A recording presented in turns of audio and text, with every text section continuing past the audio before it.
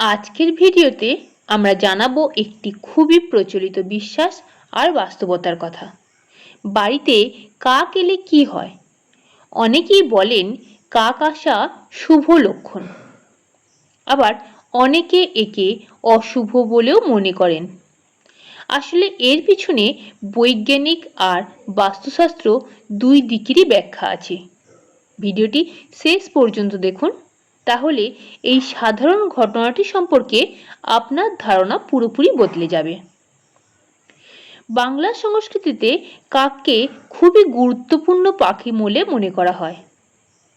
বহু পুরানো কথায় আছে, কাক যদি বাড়ির উঠানে এসে ডাকাডাকি করে তাহলে কোনো অতিথি আসতে পারে। আবার অনেকেই বলেন পূর্বপুরুষদের আশীর্বাদ বা পূর্বপুরুষের আত্মার সাথে কাকের যোগাযোগ আছে। বিশেষ করে শ্রাদ্ধ তিথিতে কাককে ডাকা হয় যাতে পিতৃপুরুষদের আত্মা তৃপ্ত হয় বলে বিশ্বাস। তাই কাক এলে অনেকেই তা শুভ ইঙ্গিত হিসাবেই নেন। বাস্তুশাস্ত্র মতে বাড়িতে আসা কাক এক প্রকার বার্তা বহন করে। যদি কাক বাড়ির ছাদে এসে বসে এবং ডাকতে থাকে, অনেকে বলেন বাড়িতে অতিথি আসার সম্ভাবনা থাকে। যদি কাক বারবার কোনো নির্দিষ্ট জায়গায় বসে তাহলে সেই স্থানে কোনো নেতিবাচক শক্তি থাকতে পারে বলে অনেকেই মনে করেন। কাককে বলা হয় সংকেত বাহক, কোনো পরিবর্তন বা খবরের পূর্বাভাস দেয় সে। তবে বাস্তুশাস্ত্রের এই ব্যাখ্যা পুরোপুরি বিশ্বাসের উপরই নির্ভরশীল। বাস্তব জীবনে অনেকেই এগুলো মেনে চলেন, আবার অনেকেই অবহেলা করে থাকেন। এবার আসা যাক বৈজ্ঞানিক ব্যাখ্যায়।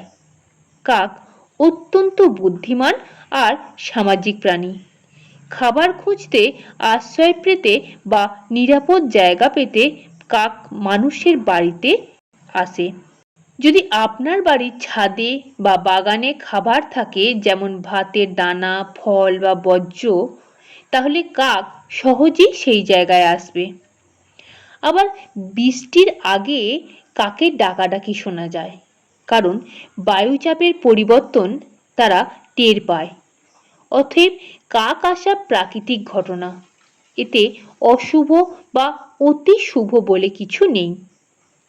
তবে মানুষের বিশ্বাসের সাথে প্রাকৃতিক ঘটনাগুলি মিলে গেলে অনেকেই একে অলৌকিক বলে ধরে নেন।